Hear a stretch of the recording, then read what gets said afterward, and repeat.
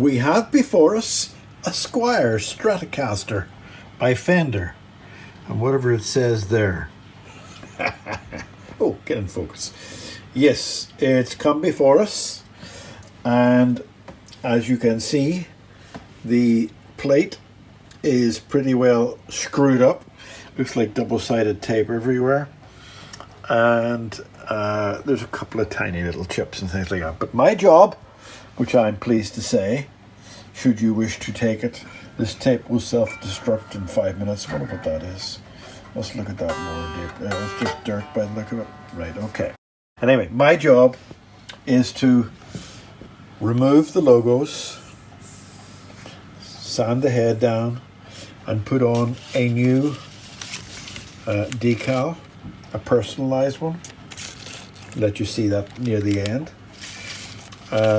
Also, to remove this whole plate, take the whole thing away and replace it with a nice shiny new black one, which I like doing because actually this is one of the better shiny new black replacement ones, but not just because of that, but I like doing that because it tests my finagling skills around the corner and things like that. And it actually, just by doing that, transforms the guitar. This pickup's not working on this. The owner has said he'll let me keep that. As you can see, there's some damage there too. He let me keep this, but I can use it for parts. Get into focus! Goodness gracious. And it needs a new tremolo arm. I just happen to have 2 spare ones, but would you know, it's the wrong size, sadly. But it also needs a plate at the back, and I have a few spare of those, and there's some scratches and bits and bobs that need to be tidied up. They can all be tidied up. The neck is in good condition. It is an actual fact. I love the Fender Squires. I really do like them. They're great guitars, very much underrated. Where's that got to? There it is there. There's great action on it the whole way along. Neck's nice and straight. So what I'll do is I'll take this apart, strip it down, strip the head, and then I'll post this up. And then the second part we'll be putting it all together. Okay, we're back again. I'm using my good camera. It's a Canon camera. It's a EOS 750D, and I'm playing with it. The volume of it is always better than my iPhone, but it's a heavy brute. It's now on a tripod facing downwards, and you have to be careful that the camera doesn't fall on the guitar, because you damage your camera, which is 750 quid, or you might damage a guitar that's worth more even. So that's the difficulty. So it's upside down, the viewfinder, but that doesn't matter to me because I'm not looking in the viewfinder. I'm working the guitar. I'm having a little drink of coffee while I'm waiting. While I'm rambling, should I say. Right, so we're going to take off the equipment. Look, nothing to do with pricking myself, by the way, with strings, different thing. Oh, it's a little handy to have one of these little things for a guitar, because using a spanner to tighten these things up can do damage to the nut. It can also slip, it could scratch, blah, blah, blah, blah, blah. So a little socket set, which are cheap. Anything I use is cheap.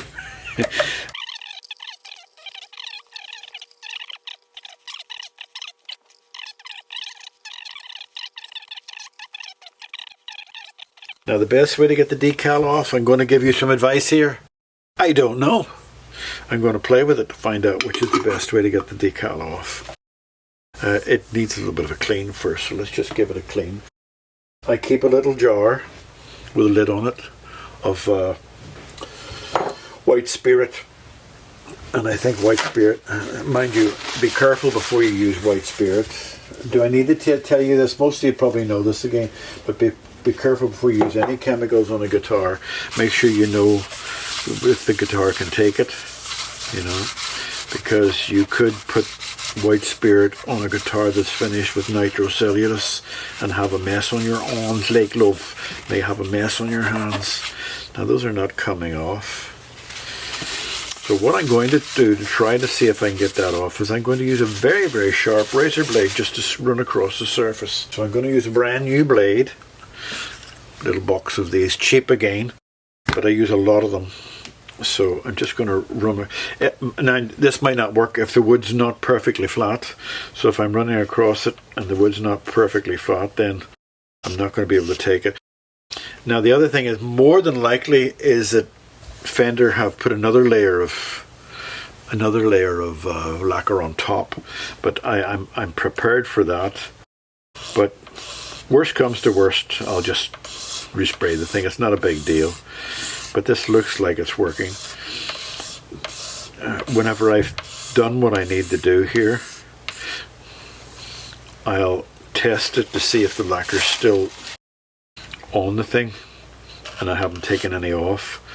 And I think the best way to do that would probably be to just put a little drop of water on it and see if it permeates down. Do you like that word? Permeates? It's like finagle. Hey, I'm getting very posh in my old age. Permeates. I love it. That's back to my oil rigging days when I worked on the oil rigs. And if you believe that, you believe anything. I've never been on an oil rig in my life. You see the thing is, it leaves the white behind it. The wood has aged, but the area behind the decal has stayed white and bright. What I could do is use a lacquer with a slight tint in it, but it's not worth it. It'll eventually all go bright and white at some stage. I'll tell you what, I'm not succeeding on parts of it, and I don't want to overdo the blade, although I'm succeeding on most of it. I tell you what, I'm going to give up. I'm going to give up and not try to rescue the lacquer. I'm actually just going to scrape hard to get this off without leaving scratches, and I'm going to put another layer of lacquer on it, because I know I'm not going to get away with it. So what? Alright, plan change. This happens all the time with me. So if you're thinking I know from the moment I go in to the moment I leave that everything's going to be 100% honky-donkey, you're mad, like love, because I would go through this and I'd change my mind as I go along.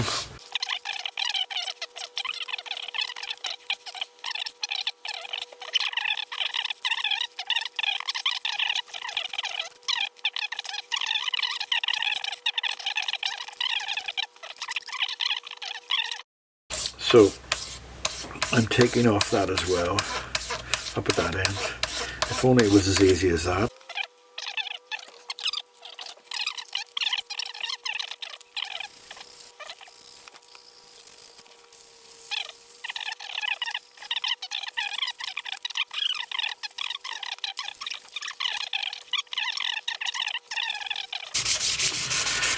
Right, so I'm only going to do the top of this with lacquer.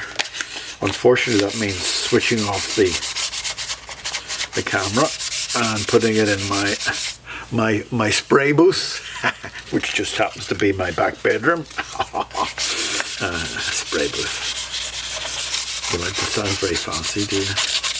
I actually don't think I'd like to be like Crimson Guitars with all the stuff and all the work, because then you have stress and times to put out, you know, and got to get things done in time, and customers complaining or not complaining. I like the aspect that this is this is White Spirit, by the way. I like the aspect of just doing the job and getting it done the way you like it, and most of my clients like that too. Now you can see from the White Spirit on it, can you see? Let me just tilt this over, that it helps the whole overall, oops, I can't afford a good tripod. It helps the overall impression of the thing. It makes it look better, but you'll still see that shadow. Right, so now I'm going to take this in and spray it, and you probably in the blink of an eye you'll see it back here again sprayed, and you won't even notice a bloody difference. Okay, bye bye.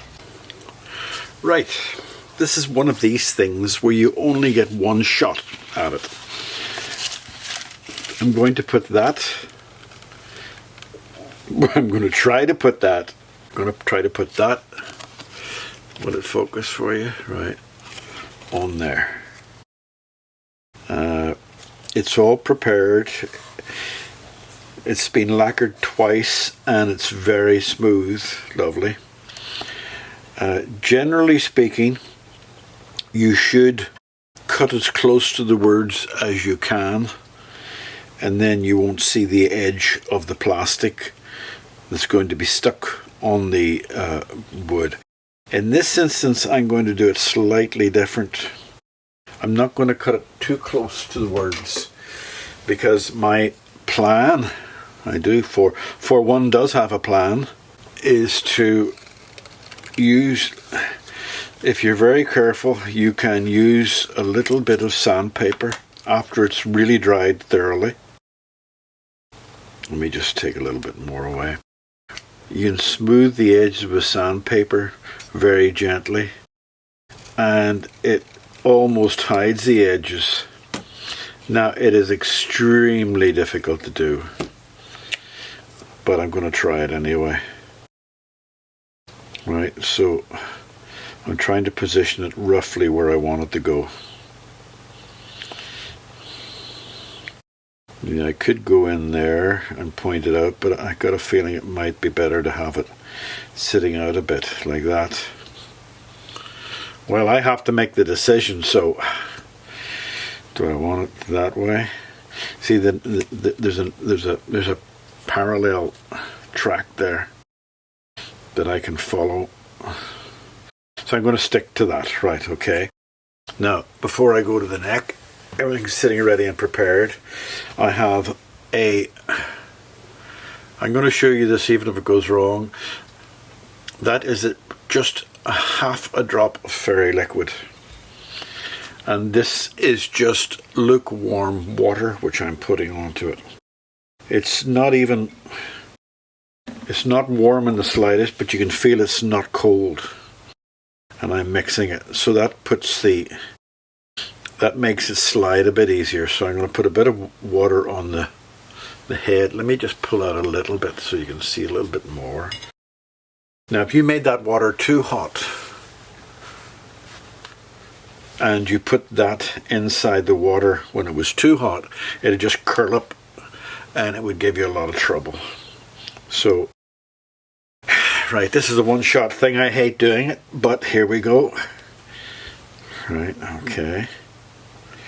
And I'm putting the water over the front of it as well, because it's got a little bit of soap in it. That makes it easier for me to manipulate. Now let it sit for a few seconds. Let it sit for a few seconds. And what should happen is the whole thing should slide off once it's been sitting. I think I'll have a drink. And I'm talking about having a drink of my Coca-Cola. Where is it? It's actually, I hate Coca-Cola. I wouldn't touch Coca-Cola with a barge pole.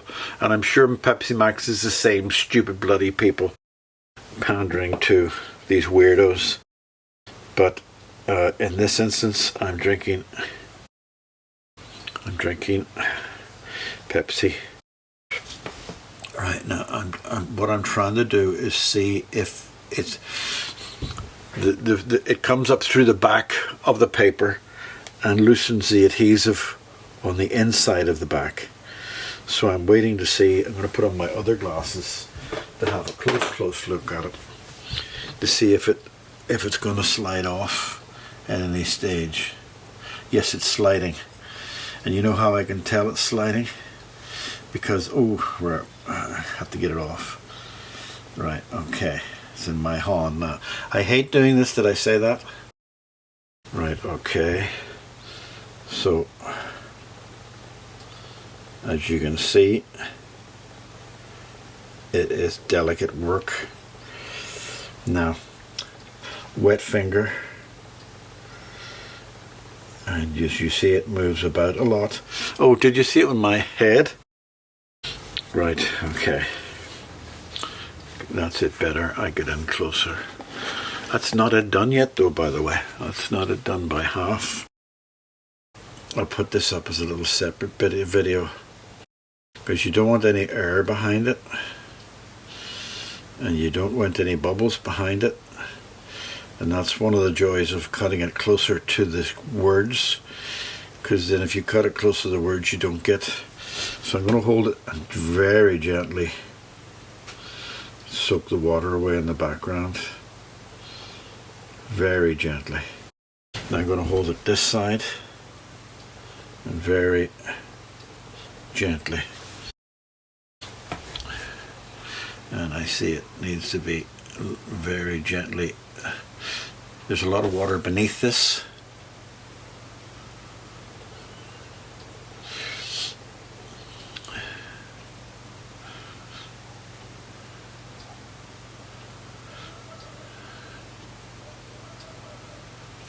Right. Knowing when to stop is the thing. Just soaking up the water at the edges.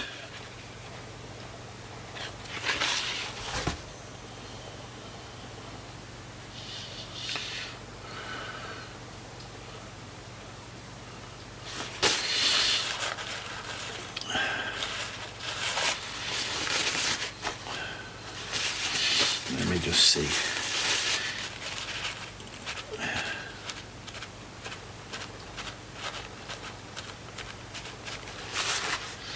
The patience of a saint. Okay.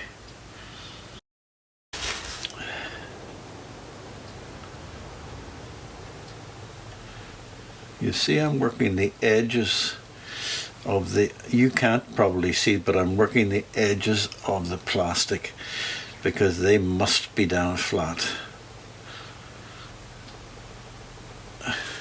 Right. How does it look?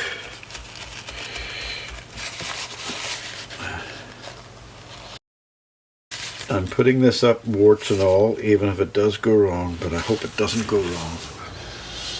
Now, I think that this plastic, I only think this, I don't know this for sure, but I think this plastic contracts, and I hope it contracts because that helps. Right, I think I need to stop. Right, because you can't overdo it.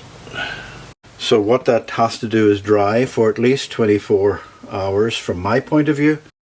And then what I do is I take a little bit of fine 3000 sandpaper and just buff the edges, and then give it a couple more coats of lacquer, right, brains. Now, original barrel body, but this is not a barrel body. And I'm going to put this on. I'm going to put it on up here. I don't know what it does though.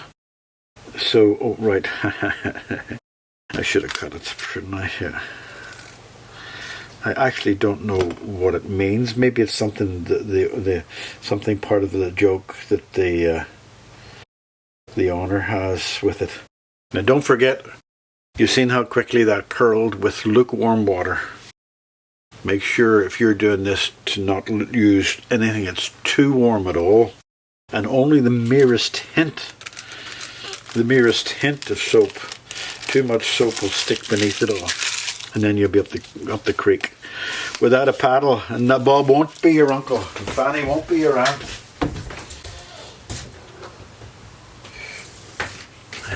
And while that's just dissolving in there, this came from Rothko and Frost.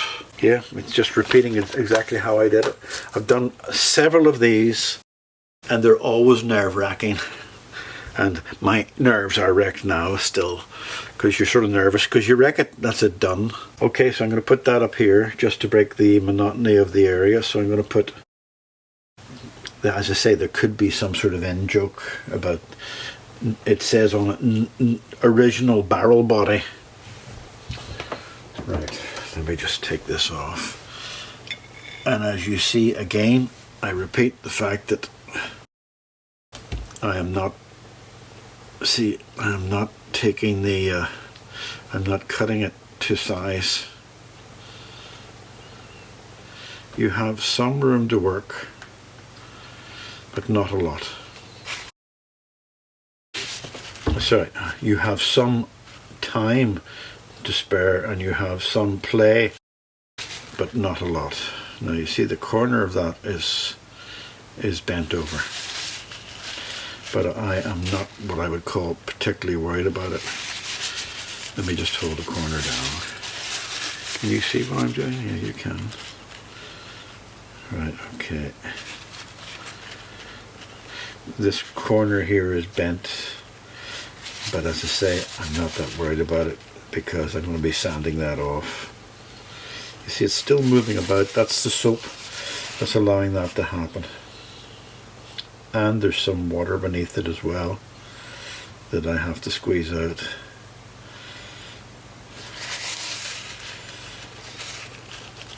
Okay. This one is a little, I'm not going to say it, not until I stop playing with it. I refuse to now say that, what I was going to say.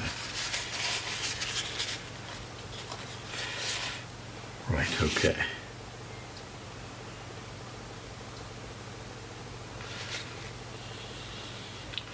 What I'm doing is tapping out any water that's behind it.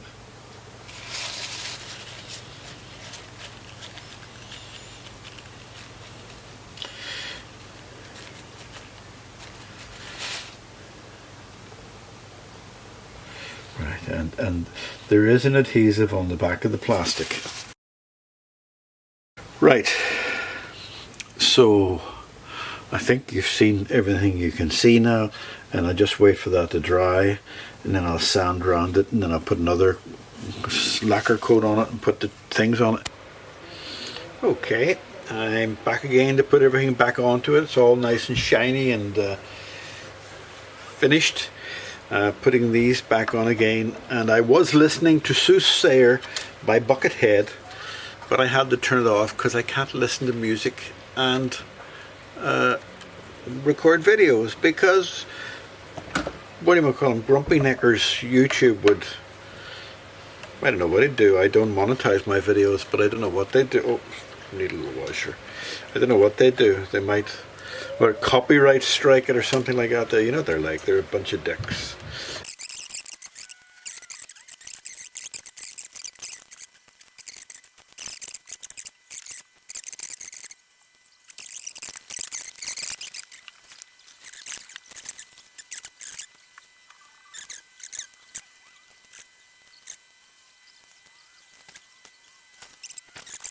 Why can't I listen to Buckethead YouTube? It's Soothsayer. If you haven't heard Buckethead play, you must play. You must hear it, because I get the impression some people might laugh at him. Buckethead is wearing a Kentucky Fried Chicken bucket on his head, blah blah blah, and a mask. But you know, he's a brilliant guitarist, and you can understand you're probably one of the world's top, probably comes up there amongst the top 10 world guitarists, and no recognition until he puts a bucket in his head. So he probably said one day, what do I have to do to get recognition? Stick a bucket in my head and wear a mask? And voila, he's famous now.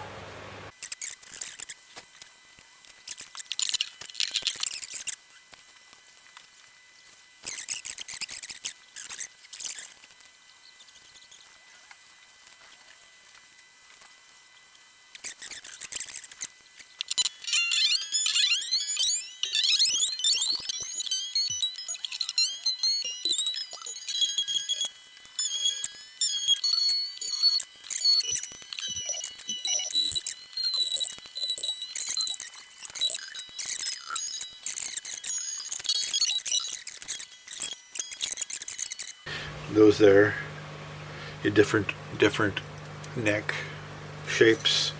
You find your neck shape, and then you put it underneath, and you get the right one, and you can measure. You can see where the height of the string is. Are they all about the same height? Actually pretty good. I didn't mean to use that, but that's pretty good. But there's a whole variety of sizes, 20s, 12s, etc, etc, etc.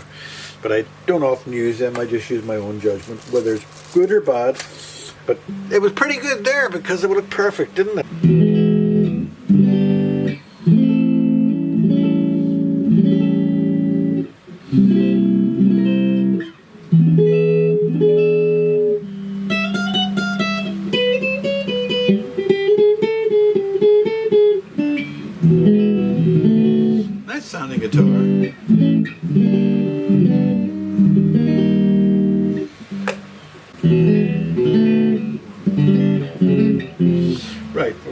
Sounds lovely. I'm going to cut the strings now, put a little drop or two of paint on a couple of little holes on it, and that's going home to Daddy to get the plastic taken off it. Okay. Goodbye, goodbye, goodbye, little guitar. What does it say? Goober. What is it? Goober.